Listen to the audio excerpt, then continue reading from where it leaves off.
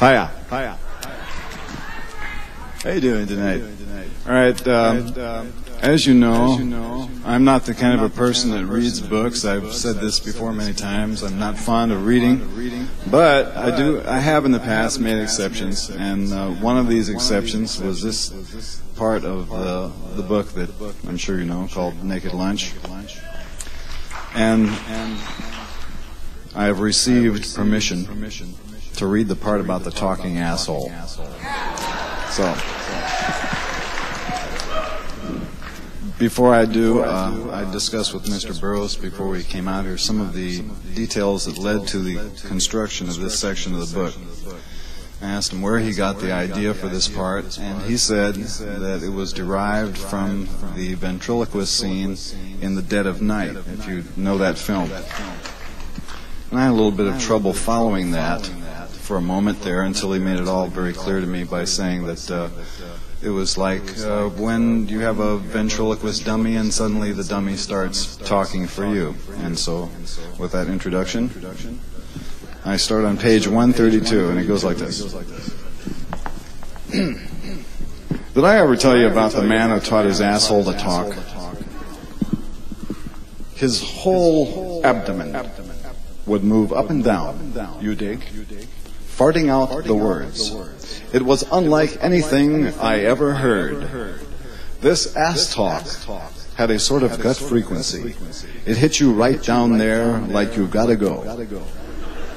You know when the old colon gives you the elbow and it feels sort of cold inside, and you know all you have to do is turn loose?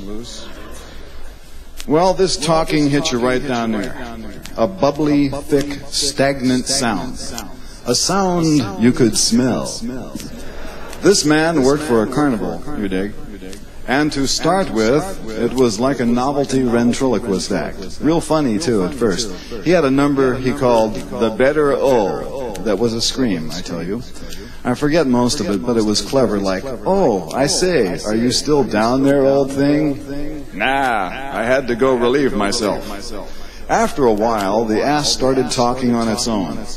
He would go in without anything prepared, and his ass would ad-lib and toss the gags back at him every time.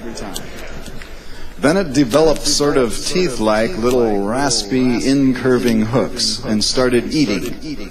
He thought this was cute at first and built an act around it, but the asshole would eat its way through his pants and start talking on the street, shouting out it wanted equal rights.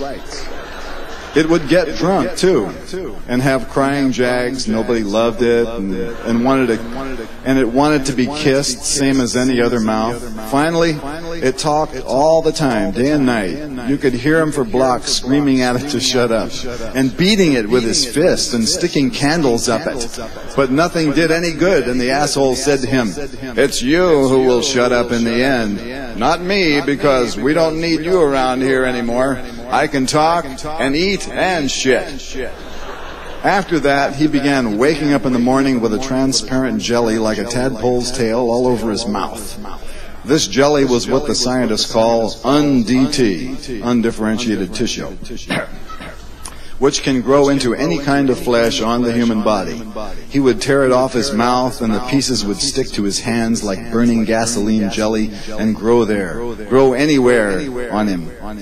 Grow anywhere on him a glob of it fell. So finally his mouth sealed over, and the whole head would have amputated spontaneous. Did you know there is a condition occurs in parts of Africa and only among Negroes where the little toe amputates spontaneously? Except for the eyes, you dig? That's the one thing the asshole couldn't do was see. It needed the eyes. But nerve connections were blocked and infiltrated and atrophied, so the brain couldn't give orders anymore. It was trapped in the skull, sealed off.